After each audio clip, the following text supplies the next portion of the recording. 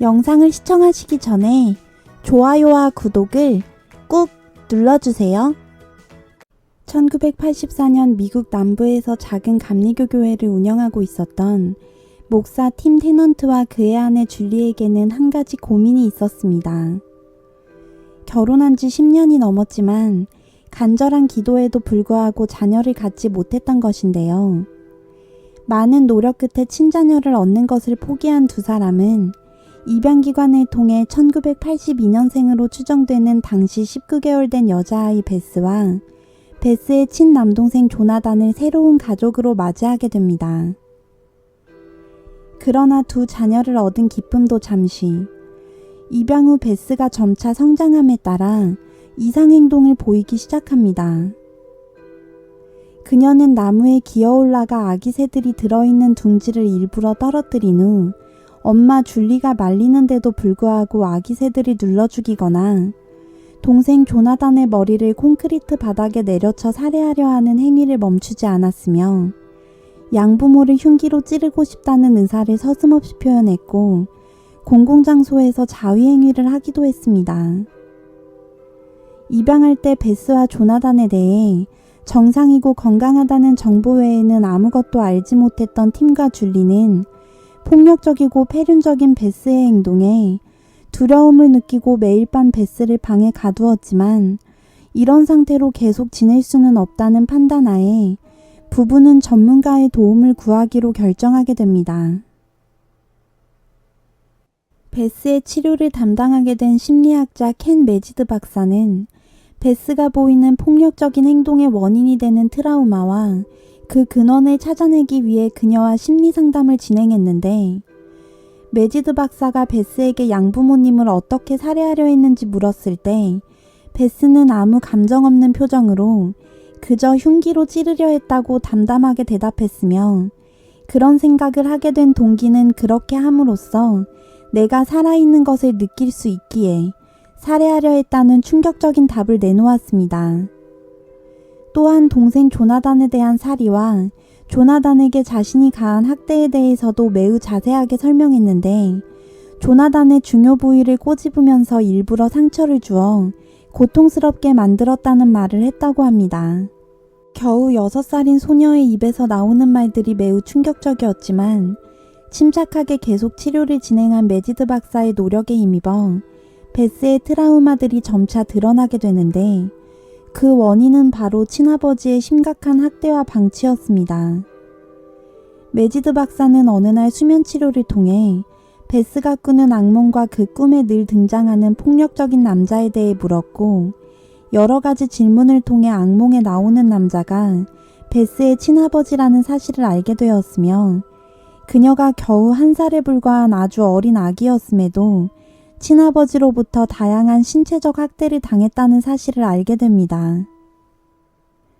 베스의 친어머니가 조나단을 낳고 얼마 지나지 않아 사망한 뒤 베스와 갓 태어난 남동생 조나단은 폭력적인 친아버지와 남겨졌고 아이들이 입양기관으로 가기 전 몇 달 동안 그는 아이들을 방치하면서 때리고 굶기거나 베스의 중요 부위를 피가 날 때까지 만지는 등의 성적 학대를 가했다고 합니다. 결국 베스는 보호자와의 정서적 유대감을 형성하지 못한 어린이에게 나타나는 심각한 외상 반응인 반응성 애착장애라는 진단을 받았으며 이 일련의 모든 치료 과정을 담은 비디오 테이프는 1990년에 차일드 오브 레이지라는 다큐멘터리로 재편집되어 HBO 채널에서 공개된 후 심각한 방치와 성적 학대가 어린이에게 미치는 치명적인 악영향에 대해 세상에 알리는 계기가 되었습니다. 베스의 심리상담이 어느 정도 마무리되었다고 생각한 매지드 박사는 베스에게 지속적인 치료가 필요하기 때문에 베스를 처음 입양했던 테넌트 가족과는 분리되어야 한다고 권유했고 베스는 테넌트 가족 대신 집중행동 수정치료 전문 치료사인 코넬 와킨스의 보호 아래 들어갑니다. 와킨스는 베스에게 식사, 화장실 사용 및 생활에 필요한 모든 것에 대한 허락을 구하도록 요구했고 밤에는 베스를 침실에서 나오지 못하게 하는 등 굉장히 엄격하고 통제적인 방식으로 그녀를 지도하여 베스는 와킨스의 신뢰를 얻어야만 자신이 더 많은 특권과 자유를 얻을 수 있음을 인지하며 성장하는 과정에서 마침내 남동생과 양부모님에게 고통을 준 것을 후회하기 시작했습니다. 치료사 와킨스의 집에서 치료를 마쳤다고 인정받은 베스는 그 후 낸시 토마스라는 여성에게 재입양되어 베스 토마스라는 이름으로 살아가게 됩니다. 성인이 된 베스 토마스. 그녀는 콜로라도 대학교에서 간호학 학위를 이수한 뒤 2005년에 애리조나에 있는 플래그스태프 메디컬 센터에서 정식 간호사로 일했으며 놀랍게도 이제 자신과 비슷한 처지에 놓인 아이들과 입양 가정을 돕는 프로그램의 자원봉사자로 참여하고 있다고 합니다. 이 프로그램은 베스의 두 번째 양어머니인 낸시가 운영하는 것으로 고립, 박탈, 굴욕, 비존재에 기반을 둔 애착 치료에 도움이 되는 자료와 서비스를 제공하고 있다고 합니다.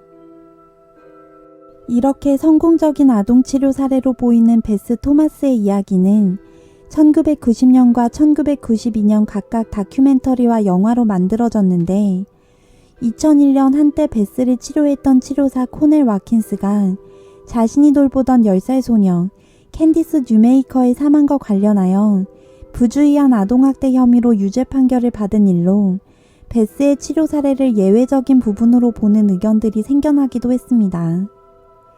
캔디스는 와킨스의 환생이라고 부르는 검증되지 않은 애착치료 과정에서 입은 치명상 때문에 사망한 것으로 이 환생이란 아이를 담요로 감싸고 베개로 밀어 태어나는 느낌을 흉내내는 과정으로서 베스와 베스의 양어머니 낸시가 평소 이 애착치료에 대해 장려했던 것이 구체적으로 비판받았기 때문입니다.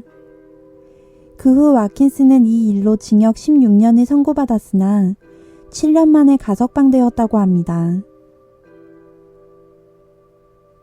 한때 아주 어린 나이에도 불구하고 내면의 분노를 표출했던 분노의 아이, 베스 토마스가 그대로 성장했다면 어떻게 되었을까요? 베스의 사례를 보면 경악할 만한 사이코패스나 범죄자는 과연 선천적인 것인지 아니면 그들도 인지하지 못하는 무의식 속에 감춰진 충격적인 경험이나 트라우마에서 발생한 후천적인 결과인지 생각해보게 됩니다. 소스필드의 영상을 재미있게 시청하셨다면 구독과 좋아요를 눌러주세요. 여러분들의 구독과 좋아요는 소스필드 채널이 세상에 더 많은 사건과 진실을 전할 수 있는 원동력이 됩니다.